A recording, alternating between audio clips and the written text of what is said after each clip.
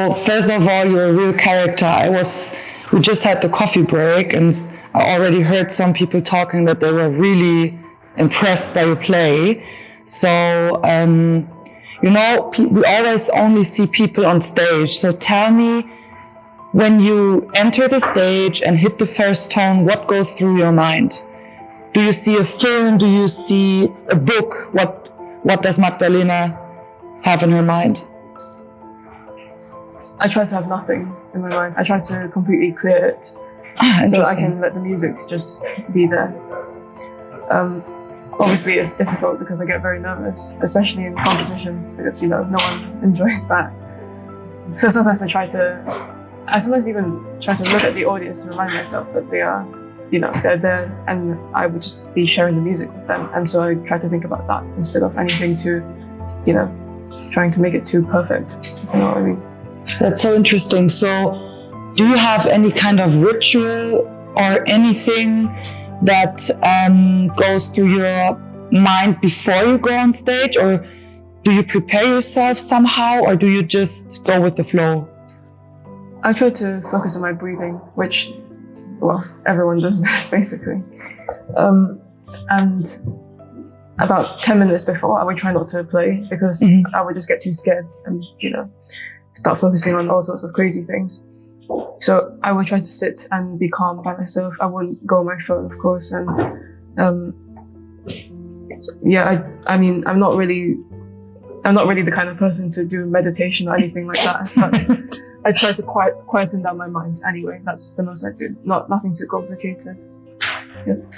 I like the fact that you're just spitting facts and just say, yeah, that's the way it is and that's how I do it. I think that's really cool because, you're an artist, but you're also a human being, and everybody is so individual on stage. Is there any composer or any kind of era in the classical music where you feel home, or where you say, this is where I have the impression that I can really unfold myself? Well, it depends on the piece, and of course, I enjoy all types of classical music, from the Baroque to the contemporary era.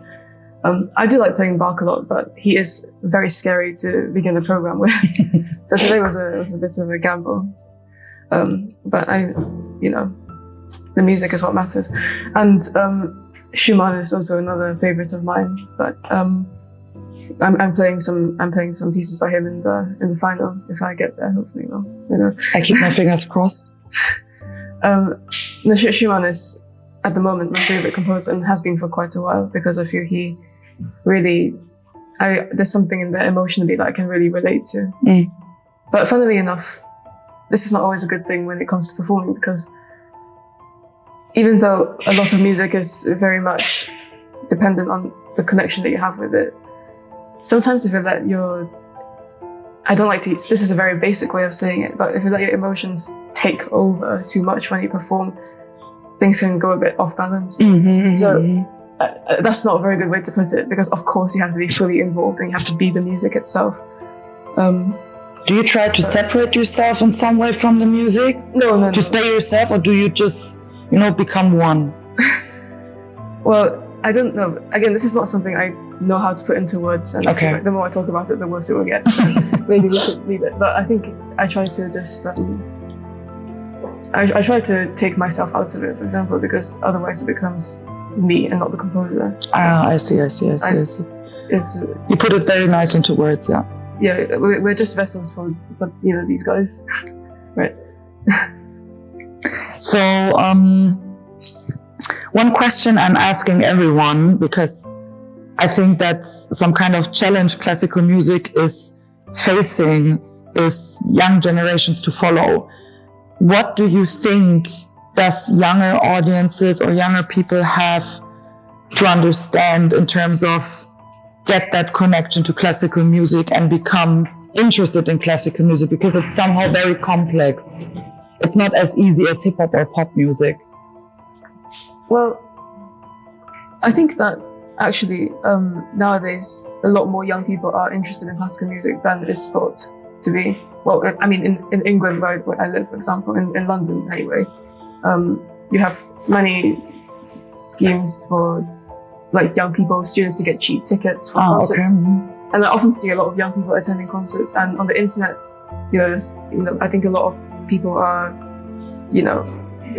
spreading the awareness, I guess. I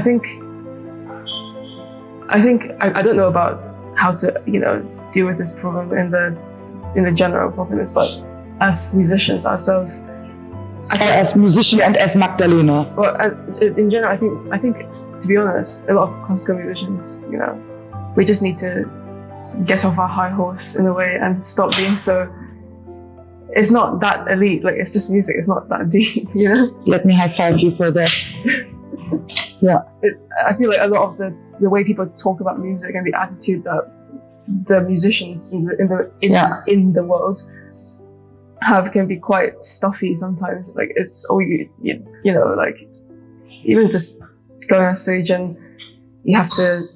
It almost can't be human sometimes. And I know that things are changing a lot now, but this is like a sort of preconception of everything that ruins it and makes people it kind of scares people off. So I'm talking too much, but. No, you're not talking too much. I think you brought it very much to the point with that high horse, and I hope we won't cut out that high five, because I think that's really, you hit a point there, and I wish you all the best, and I keep my fingers crossed for you, because I think classical music needs very cool characters like you as their ambassador.